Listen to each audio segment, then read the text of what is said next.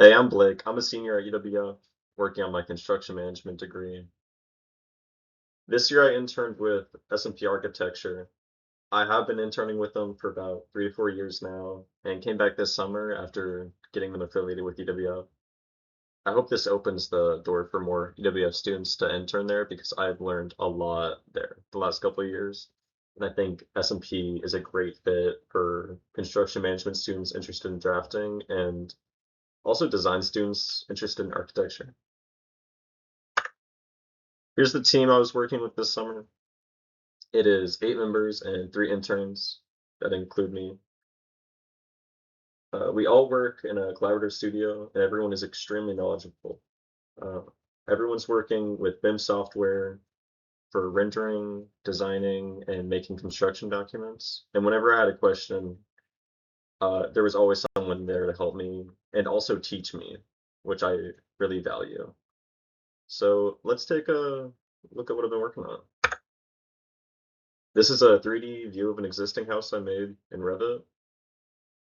I used a Matterport, which is a 3D scan of an existing house, to take measurements from that and model it to scale in Revit. This is where all renovations projects start, and from here you can show the demolition that needs to be done and the construction. And then from there you just put it on sheets and make the documents.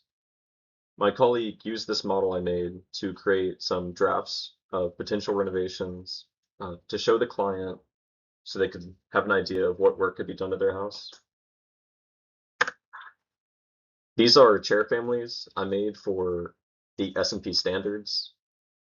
Uh, so they can pull these and use them for any renderings for projects they might need that in. And I also made it so the materials can be switched out. These are surprisingly hard to make, and that's because Revit is primarily made to make construction documents, but this type of modeling is very helpful to know because not all custom details um, can be done just using the wall types and window door types. So it's very important to know this type. And I also got to learn how to make families in Revit. This is the main project I've been working on though. This is a large scale renovation for a residential type home. They're getting the kitchen and bar redone. And I was the primary person working on this, so I really got to see kind of from start to finish. It all starts actually about 2 years ago. I made the existing model of this house, and it was for a very small renovation. But I started working on that same file this summer on a very large scale, so I got to upgrade the model I used and um, kind of to see what I've learned also because I have learned a lot more about Revit in those past 2 years, so I kind of got to really get specific with the materials and the walls and fix some of the mistakes I might have made early on in using the program. And it was very cool to see how far I've come.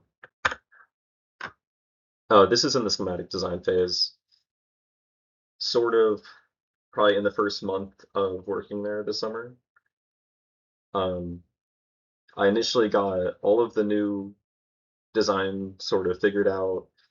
And what I like to do when I'm working on this is sort of go 50-50 between the rendering and construction documents, even though it's not at that phase yet.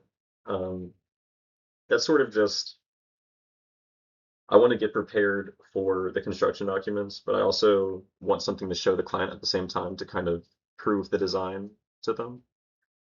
Um, so once I just kept working between those two, figuring out the design and showing the client to finalize it before I start on the construction documents. And then next month, I got to the design development phase. This is the renderings after. These are the ones that the clients did fully approve. So I would then start on the construction documents. And this does come along with like just building the model out and really finalizing everything.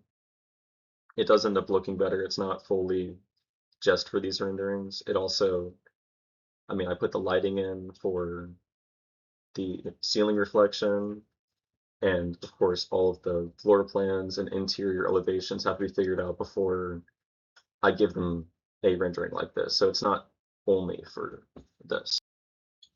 Here's an example of what I'm working on now because the renderings are approved and the design is pretty finalized. I'm now just working on moving it out of design development phase and working on the construction document set.